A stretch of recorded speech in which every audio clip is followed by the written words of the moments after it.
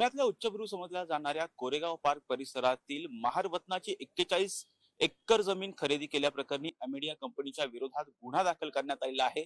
यामध्ये दिग्विजय पाटील जो की या कंपनीचा संचालक आहे, भागीदार आहे, त्याच्या विरोधात सुद्धा बावधान पोलीस ठाणे या ठिकाणी जो आहे तो गुन्हा दाखल करण्यात आलेला आहे।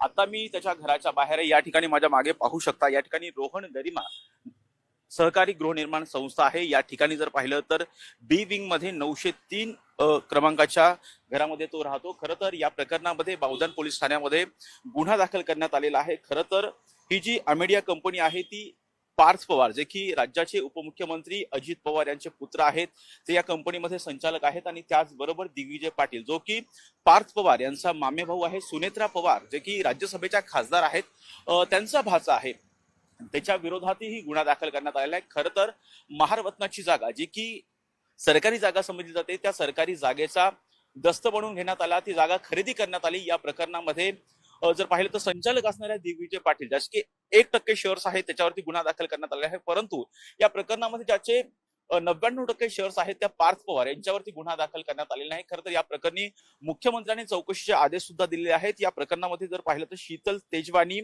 दिग्विजय पाटील जो की या ज्या ठिकाणी अर्थात रोहन गरिमा सहकारी गृहनिर्माण संस्थेमध्ये तो राहतो, बी विंग मध्ये 903 क्रमांकाच्या फ्लॅटमध्ये तो राहतो।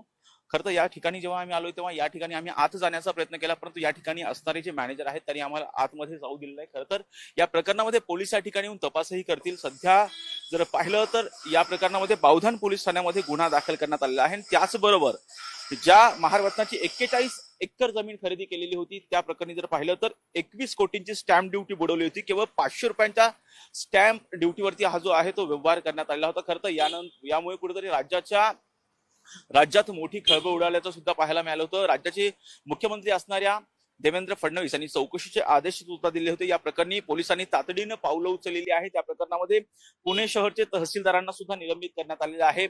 उपनिबंधक जे आहेत त्यांच्यावरती सुद्धा कारवाई करण्यात आलेली आहे, त्यांच्यावरती गुन्हा सुद्धा दाखल करण्यात आलेला आहे। त्याचबरोबर दिग्विजय पाटील असेल किंवा या व्यवहारामध्ये असणारी शीतल तेजवानी याच्या विरोधात सुद्धा गुन्हा दाखल करण्यात आला आहे। खरं तर आता आपण याच रोहन गरिमा या ठिकाणी आहोत। खरं तर या ठिकाणी पोलीस कधी येतात आणि या ठिकाणी कधी काय कारवाई करतात हे पाहणं सुद्धा महत्त्वाचं असं आहे। परंतु राज्याच्या राजकारणामध्ये खळबळ उडवून देणारी घटना ही घडलेली आहे। व्हिडिओ जर्नलिस्ट निलेश लोहारसह राजरत्न जोन, हे टॉप न्यूज मराठी, पुणे।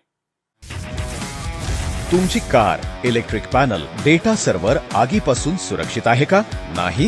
मग आजच बसवा F protect temperature activated fire suppression device. यामध्ये आहे eco friendly non toxic pressurised liquid जे आग लागल्यास क्षणार्धात ऍक्टिव्हेट होऊन आगीवरती मिळवते नियंत्रण। बसवण्यास अतिशय सोपे आणि सुटसुटीत टेकालिपचे एक दर्जेदार उत्पादन एफ प्रोटेक्ट।